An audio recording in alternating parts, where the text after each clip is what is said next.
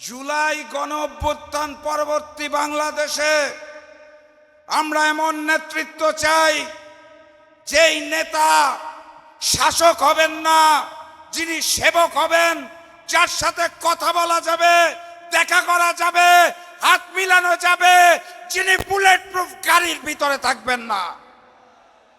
আমরা সেই নেতাকে চাই না যিনি লন্ডন থেকে মুফতি শেষে এসে বাংলাদেশের মাটিটা নির্ধারণ করবেন কে মুসলমান আর কে বিধর্মী। এই মুফতি আমরা চাই না।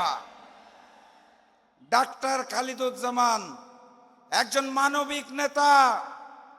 উনি আপনাদেরকে মিথ্যা আশ্বাস দিবেন না, উনি আপনাদের কাছে কার্ড বিলাবেন না।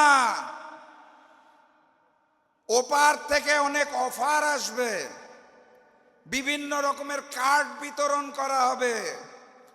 আমি লন্ডনের মুফতিকে বিনয়ের সাথে অনুরোধ করতে চাই, ওই বুলেট প্রুফ গাড়ির পিছনে পুতুল না সেজে আপনি বরং স্পষ্ট ভাষায় বলে দিন, দিল্লি নয়, পিন্ডি নয়, সবার আগে লন্ডন। সবার আগে লন্ডন চাই না। আমরা একটি মানবিক বাংলাদেশ দেখতে চাই, ইনসাফের বাংলাদেশ দেখতে চাই। তার জন্য প্রয়োজন ডাক্তার খালিদুজ্জামান, প্রতীকের নাম দাঁড়িপাল্লা। ওই দিন আরো একখানা ভোট আছে, গণভোট। জানেন তো আপনারা গণভোটে কাকে ভোট দিতে হবে? গণভোটে ঢাকা 17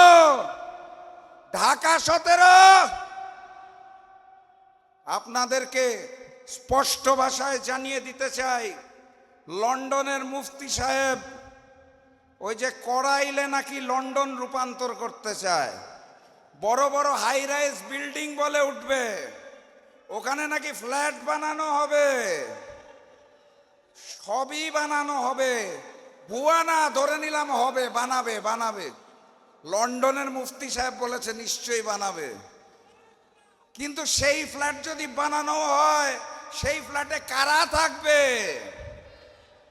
ফ্ল্যাট বানানোর নামে করাইলবাসীকে উচ্ছেদ করে ছাত্রদল, যুবদল, বিএনপির চাঁদাবাজদের জন্য আমরা ফ্ল্যাট চাই না।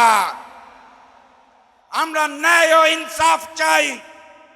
আমরা ঢাকা 17 আসন আগামী 12 তারিখ দাঁড়িপাল্লা এবং ডাক্তার খালিদুজ্জামানকে জয়যুক্ত করে আগামীর প্রধানমন্ত্রী ডাক্তার শফিকুর রহমানকে উপহার দিব। ওয়াদা করছেন? সর্বশেষ কথা বলে বক্তব্য শেষ, আজানের ওয়াক্ত হয়ে গেছে। গতকাল হত্যা হয়েছে জানেন তো শেরপুরে। রক্তের হোলি খেলা ওরা শুরু করেছে। আমরা শান্তি চাই, কিন্তু কথাবার্তা পরিষ্কার। আল্লাহ ছাড়া কারো সামনে মাথা নত করি না। 12 তারিখ ভোট নিয়ে যদি কোনো ছিনিমিনি খেলা হয়, কাউকে ছাড়তে হবে না ইনশাআল্লাহ। বিজয় নিশ্চিত করে ঘরে ফিরবেন বিজয়ের স্লোগান দিতে দিতে। স্লোগানটা কি? যেই স্লোগানে জালিমের বুক কাঁপে, স্লোগানটা কি? নারায়ে তাকবীর, নারায়ে তাকবীর। আপনাদের সাথে আবারও দেখা হবে। ডাক্তার খালিদুজ্জামান ভাইকে নিয়ে আপনাদের দ্বারে দ্বারে এসে বিজয় উৎসব পালন করব ইনশাআল্লাহ। বিজয়ের পথে যাত্রা শুরু, জীবন অথবা মৃত্যু। আসসালামু আলাইকুম। আমি একদম নতুন আপনাদের সামনে, এখনো আপনাদের সঙ্গে আমার চলাফেরা, আচার আচরণ, কিভাবে বলবো, কিভাবে কথা বলবো, এখন আশ্বস্ত করে উঠতে পারি নাই। আমি আজকে আপনাদের কাছে আসছি, আমি এখানে শুধু 2টি কথা বলবো। আপনারা এই জনসভায় আসছেন, বিভিন্ন এলাকা থেকে আসছেন, শুধু আমাদের কথা শুনে গেলে হবে না। আপনাদের নির্বাচনের জন্য প্রতিটি লোককে ডক্টর খালেদ হিসাবে কাজ করতে হবে। আপনাদেরকে প্রতিটি লোককে ঘরে ঘরে যেতে হবে। এখন মিছিল মিটিং দিয়ে জনভোট হয় না। প্রতিটি মানুষ চায় তার ভোটটা কেউ চাক। না চাওয়া পর্যন্ত বক্তৃতা বিবৃতি দিয়ে কেউ কথা শুনে না। কাজে আপনাদের কাছে অনুরোধ থাকবে, ডক্টর খালেদের পক্ষে থেকে ঘরে ঘরে যাবেন এবং নির্বাচনের দিন আপনারা যারা এখানে আছেন অন্তত প্রতি একজন কর্মী 10 জন করে ভোটার নিয়ে আসবেন। ভোটাররা কিন্তু আসতে চায় না, টেনে আনতে হয়। আমাদের অভিজ্ঞতাতে দেখেছি, যে বলে যায় সবার আগে আসবে তাকে আনতে হয় সবার শেষে, বলে তার বাড়িতে কাজ শেষ হয় না। কাজে আপনারা অনুগ্রহ করে এখানে নিজে ভোট কেন্দ্রে চলে আসেন না, আপনারা প্রতিটা লোককে পাড়া ঘরে কাউকে রেখে আপনারা আসেন না, সবাইকে ভোট কেন্দ্রে আনিয়ে আসেন। জয় হোক সত্যের, জয় হোক ন্যায়ের, জয় হোক ইনসাফের। নিপাত যাক দুর্নীতিবাজ, নিপাত যাক চাঁদাবাজ, দখলবাজ, দুর্নীতিবাজ। নারায়ে তাকবীর, নারায়ে তাকবীর, নারায়ে তাকবীর। সবাইকে ধন্যবাদ। আসসালামু আলাইকুম। জুলাইয়ের এই আন্দোলনে যে সকল ভাইরা শহীদ হয়েছে এবং যে সকল ভাইয়ের রক্তের বিনিময়ে আজ আমরা স্বাধীনভাবে কথা বলতে পারছি, তাদের স্মৃতিকে স্মরণ করছি।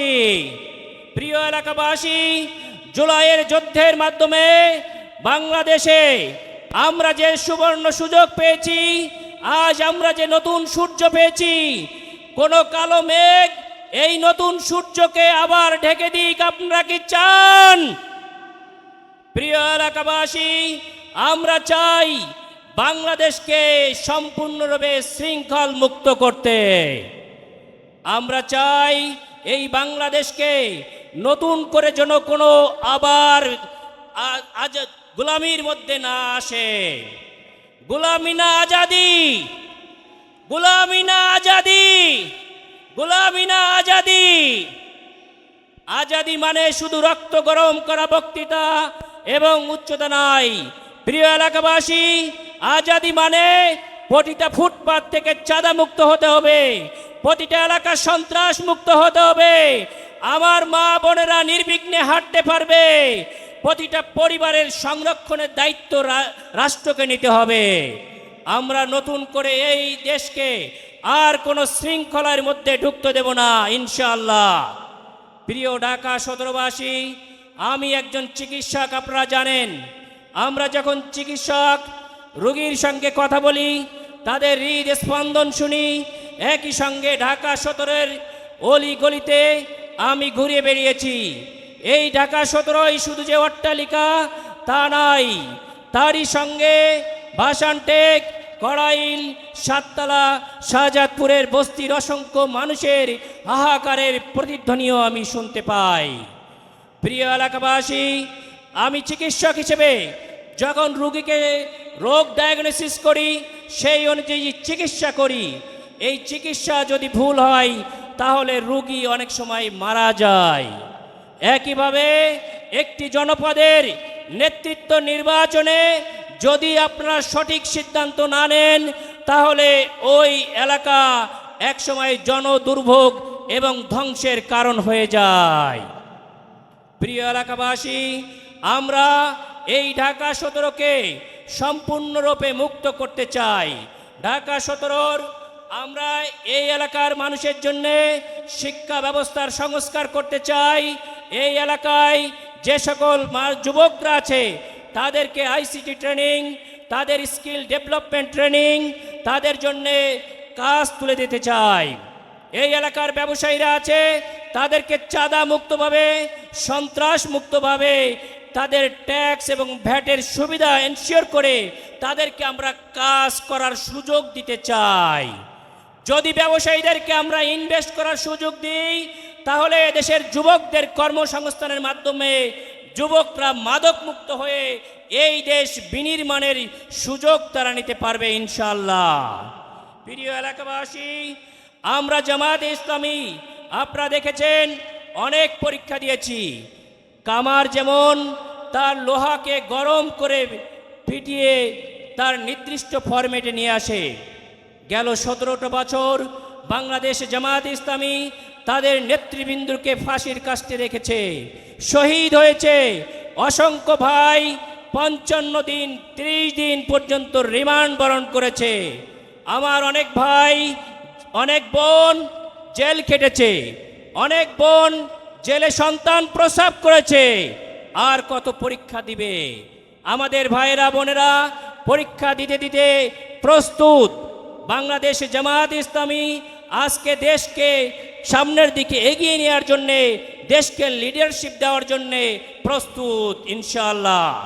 প্রিয় এলাকাবাসী, বাংলাদেশ জামায়াত ইসলামী সম্পর্কে বিভিন্ন পত্রিকা, বিভিন্ন জার্নালিজম, বিভিন্ন নেতৃবৃন্দের মাধ্যমে আধিপত্যবাদকে যারা চালানোর জন্যে, তারা বিস্তৃত করার জন্যে বিভিন্ন ন্যারেটিভ করে এই সমাজকে দখলদারিত্বের মধ্যে রেখেছে কয়েকটি পরিবারতন্ত্রের মাধ্যমে।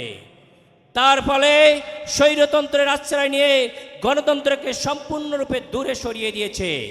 প্রিয় এলাকাবাসী, আমরা কথা দিচ্ছি, আমরা জোরভাবে আপনাদের কাছে বলতে চাই, আমি প্রার্থী হিসেবে কোনো ব্যাংক থেকে ঋণ খেলাপি না, আমি কোনো লোকের হক নষ্ট করি নাই, কোনো বোনের ইজ্জত হরণ করি নাই, আমরা কোনো টেন্ডারবাজি করি নাই, আমরা কোনো চাঁদাবাজি করি নাই, আমরা কোনো সন্ত্রাস করি নাই। এটাই জামাতে ইসলামী, এটাই জামাত ইসলামী নেতৃত্ব। সুতরাং সকল ন্যারেটিভকে ভেঙে আমরা আগামীতে দেশকে বিনির্মাণের জন্য এগিয়ে যাব ইনশাল্লাহ। প্রিয় এলাকাবাসী, আপনারা বিভিন্ন সময় জামাত ইসলামীকে পরীক্ষায় অ্যাপিয়ার হতে না দিয়েই ফলাফল ঘোষণা করেছেন। আমরা আপনাদের কাছে এবারে অনুরোধ করব, কোন দলকে 30 বছর আপনারা সুযোগ দিয়েছেন, কোন দলকে 20 বছর দিয়েছেন, কোন দলকে 10 বছর দিয়েছেন। জামাত ইসলামীর নেতৃত্বকে এবার একটাবার 5 বছরের জন্য আপনারা সুযোগ দিন। আমরা আপনাদের সাজানো বাগানকে আমানতদারিত্বের স্বরে রক্ষা শুধু করবই না, যে কয়টা ফুল আমরা আপনাদের কাছ থেকে বুঝে নেব তার থেকে আরো অনেক গুণে সুন্দর করে ফুলে ফলে ভরিয়ে দিব ইনশাআল্লাহ। প্রিয় এলাকাবাসী, আমি কথা দিচ্ছি, আমি যদি আপনাদের ভোটের মাধ্যমে নির্বাচিত হই, আমি কোনোদিন ভাই থেকে ছাড় হব না, আমরা সন্ত্রাস করব না, আমরা চাঁদাবাজি করব না, আমরা কোনো বৈদ্যুতিক খাম্বার দিকে চোখ তুলে তাকাবো না, আমরা কোনো পার্সেন্টেজের ব্যবসা করব না, আমরা কোনো বাতাস ভবন করব না। প্রিয় এলাকাবাসী, আপনারা আমাদের উপর আস্থা রাখতে পারেন। বাংলাদেশ জামাত ইসলামী সৎ, যোগ্য, কর্মঠ, শিক্ষিত, মার্জিত, প্রফেশনালি, পলিটিক্যালি সাকসেসফুল লোককে আপনাদের সঙ্গে স্যাক্রিফাইস করেছে, পেশ করেছে, আপনারা গ্রহণ করবেন এই আশা আমরা রাখতে পারি। প্রিয় এলাকাবাসী, আমরা প্রমাণ করেছি গেল 17 মাসে যে বাংলাদেশ জামাত ইসলামী কোনো প্রতিহিংসা বা প্রতিশোধের রাজনীতি করে না। বাংলাদেশে জামাত ইসলামের উপর যে অত্যাচার হয়েছে, বাড়িতে তারা থাকতে পারে নাই, শহীদ হয়েছে, জেল খেটেছে, জামাত ইসলামী কারো ঘর বাড়ি দখল করতে যায় নাই, কোনো পরিবারের দখল করতে যায় নাই। বাংলাদেশ জামাত ইসলামী এদেশে একটি সৌহার্দ্য সম্প্রীতির রাজনীতি গঠন করতে চায়। আমরা আগামী জেনারেশনের কাছে অতীতের সকল ভেদাভেদ ভুলে একটি সৌহার্দ্য সম্প্রীতির বাংলাদেশ কিভাবে গড়তে হয় সেটারই উদাহরণ পেশ করব ইনশাআল্লাহ। সুপ্রিয় এলাকাবাসী, আপনারা যারা কষ্ট করে এসেছেন, আমার পক্ষ থেকে আবারও আপনাদেরকে ধন্যবাদ এবং কৃতজ্ঞতা জানাচ্ছি। এবং আমি আশাবাদী, একজন চিকিৎসক হিসেবে যেভাবে মানুষের রোগ নির্ণয় করে, ডায়াগনোসিস করে, ট্রিটমেন্ট করে একটি রোগীকে আমি সুস্থ করে তুলেছি, বাংলাদেশে নতুন একটি টেকনোলজি আমদানি করেছি এবং সেটাকে প্রতিষ্ঠিত করেছি। আগামীতে এই অসুস্থ সমাজকে চিকিৎসা দিয়ে অসুস্থ সমাজের সকল দুর্ভোগ, মহামারী দূর করে আপনাদের কাছে বাংলাদেশের মধ্যে একটি মডেল আসন হিসাবে তুলে ধরবো ইনশাআল্লাহ। সকলে দোয়া করবেন। আসসালামু আলাইকুম ওয়া রাহমাতুল্লাহ।